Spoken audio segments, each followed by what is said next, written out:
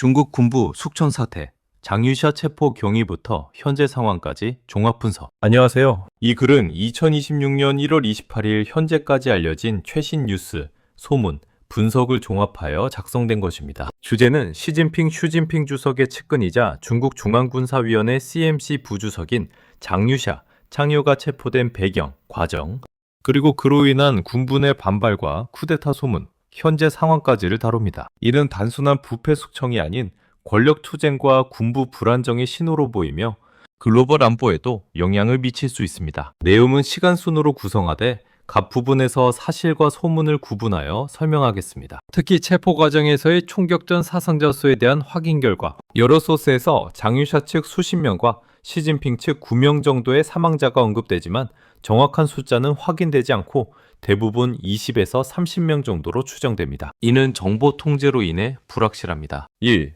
배경. 시진핑의 군부 장악과 장유샤의 위치. 2023에서 2025년 말 중국 공산당 CCP 내 권력 구조에서 군대는 총구가 권력을 낳는다는 마오쩌둥의 원칙처럼 핵심입니다. 시진핑 주석은 2012년 집권 이후 군부를 자신의 충성파로 재편하는 데 집중했습니다. 이는 반부패 캠페인으로 위장된 숙청으로 2023년부터 본격화되었습니다. 예를 들어 로켓군 핵미사일 부대 사령관이 교체되고 국방부 장관 2명 리상푸와 그 후임이 해임되었으며 중앙군사위원회 CMC 위원 중 83%가 숙청되었습니다. 이러한 과정에서 장유샤는 시진핑의 철을 동지로 여겨졌습니다. 장유샤는 75세의 베테랑 장군으로 1980년대 중월전쟁, 중국 베트남 전쟁 참전 경험이 있으며 그의 아버지와 시진핑의 아버지가 혁명 동지였습니다. 시진핑은 장유샤를 CMC 부주석 시진핑 다음 서열 2위로 승진시켰고 군부 내 태자당 혁명 2세 파벌의 상징으로 활용했습니다. 그러나 2025년 말부터 장유샤에 대한 불신이 싹텄습니다. 2025년 12월 22일 군사훈장 수여식에서 장유샤와 류전리 CMC 연합참모부 참모장과 마지막으로 공개 등장한 후 그들은 12월 20일 정치국 행사에 불참했습니다. 이는 숙청의 전조로 해석됩니다. 시진핑의 큰 그림을 강조하며 장유샤가 과거 충성서야.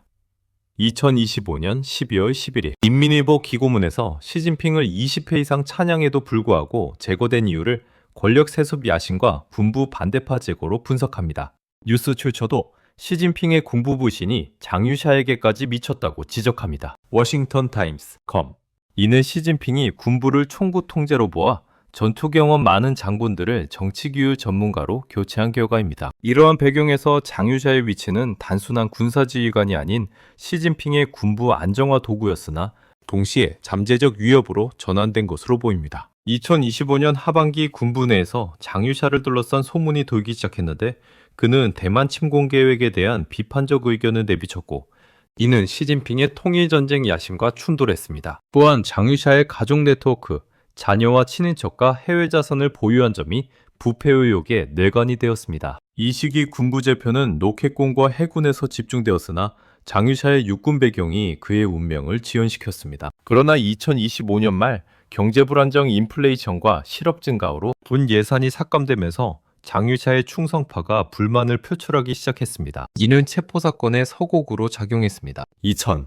체포 경위, 쿠데타 시도와 반격. 2026년 1월 18일 사태의 발단은 2026년 1월 18일 베이징 서부 경서빈관, 징시핀관, 징시 호텔에서 일어난 것으로 알려집니다. 여러 뉴스와 소문에서 이 사건이 쿠데타 시도로 묘사되며 장유샤와 류전리가 시진핑을 체포하려 했으나 계획이 유출되어 실패했다는 내용이 주를 이룹니다. 쿠데타 시도 상세. 캐나다 기반 작가 생쉐가 공개한 대화록에 따르면 장유샤와 류전리는 1월 18일 저녁 시진핑이 경서빈관을 머무르는 것을 이용해 기습 체포를 계획했습니다. 시진핑은 고정 거처가 없어 매일 장소를 바꾸는데 경서빈관은 고립된 환경으로 적합했습니다. 그러나 실행 2시간 전 내부 배신자나 첩자가 정보를 유출해 시진핑이 탈출하고 반격을 준비했습니다. 현장에서 총격전이 벌어져 장유샤 측 20에서 30명, 시진핑 측 9명이 사망했다는 소문입니다. 장유샤는 현장에 없었으나 비밀지휘소에서 관망하다 체포되었습니다. 이 계획은 장유샤의 육군 네트워크, 특히 82 느집 당군을 동원한 것으로 류전희는 작전 세부 지휘를 맡았습니다. 쿠데타 동기는 시진핑의 세습 계획, 2027년 당 대회에서 장기 집권, 반대와 군부 자율성 회복으로 추정됩니다. 체포 과정 1월 20일 새벽 왕샤오 핵, 공안부 장경 시진핑, 측근위 지휘와 특수부대와 용병이 중앙당 교당켜에서 장유샤와 류전리를 습격했습니다. 초격으로 경호원 다수가 사망하고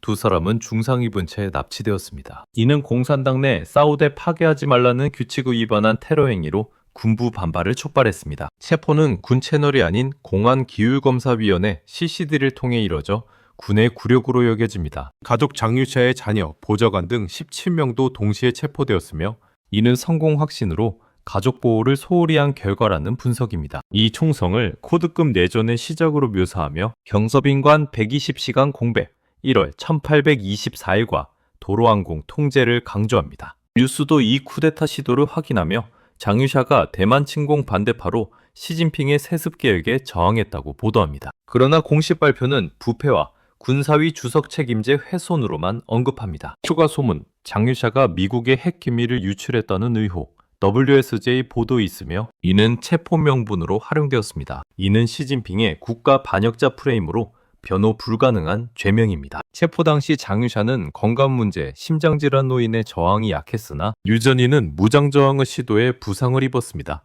이 사건은 베이징 시내 교통통제와 함께 주변 주민들의 목격담, 총성, 헬기 비행으로 확산되었습니다. 3. 공식 발표와 초기 반응 2026년 1월 2425일 1월 24일 중국 국방부가 장유샤와 류전리를 단기와 법률 중대 위반으로 조사한다고 발표했습니다.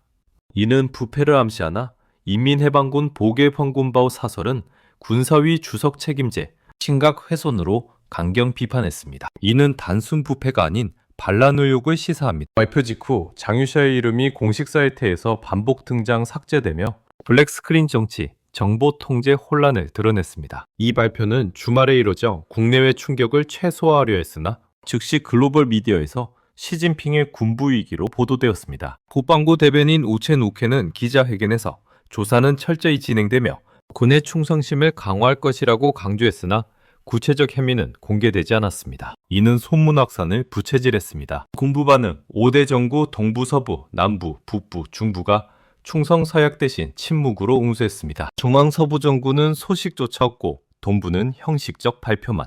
이는 조직적 항명으로 한승연, 간쇼엠, 중부 사령관과 양학비, 영쇼페이, 동부 사령관과 비밀 접촉하며 명령 거부한 소문입니다.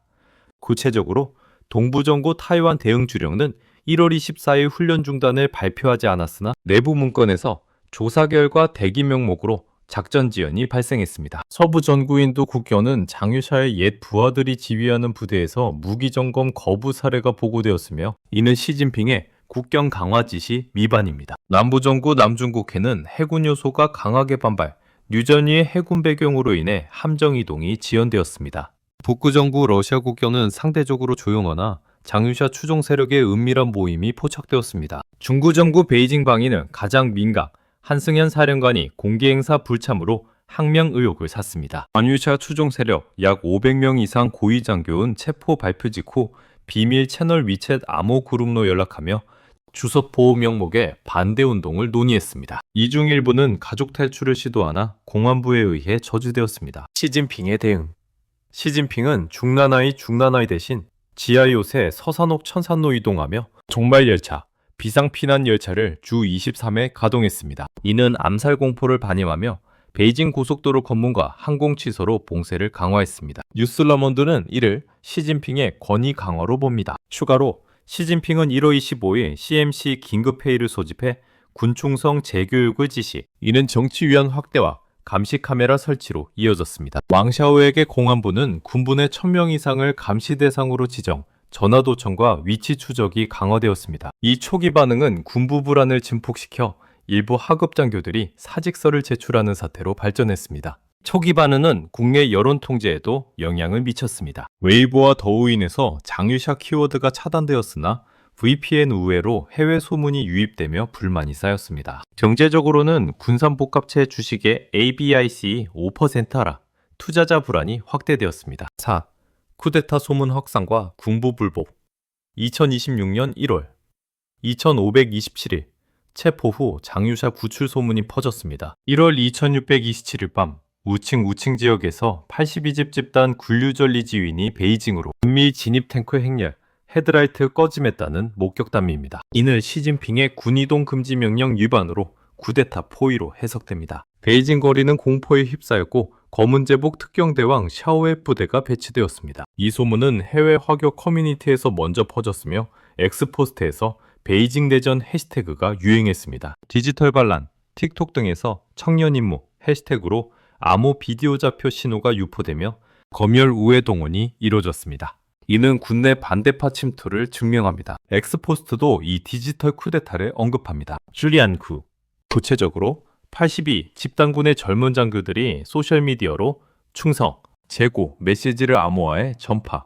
이는 중부정구로 확산되었습니다. 장유샤 추종 세력은 이 플랫폼을 이용해 해외 망명 계획, 싱가포르, 캐나다를 논의하나 대부분 실패했습니다. 한 예로 장유샤의 조카가 홍콩 탈출 시도 중 체포되었습니다. 추가 숙청 1월 23일 장유샤의 옛 상사 야오시론이 감정적 충격으로 사망 소문, 체포 소식 3,000명 이상 군관 가족이 체포되었으며 해외 장유샤 파벌, 싱가포르 탈출 시도 실패에 압박받습니다. 이 숙청은 로켓군으로 확대, 1월 26일 로켓군 사령관이 교체되었습니다. 장유샤 추종 세력의 불복은 구체적 동부정구에서 훈련 보이콧, 서부정구에서 무기 창고 폐쇄, 남부정구에서 해상 순찰 중단. 한승현 사령관은 비밀 서한으로 조사 투명성 요구를 중앙에 보냈으나 무시당했습니다. 양압비 사령관은 부하들에게 침묵 유지 지시하나 내부 분열로 일부가 탈영했습니다. 북부정구에서는 러시아 국경부대가 외부 위협 대응 우선 명목으로 베이징 지시를 무시,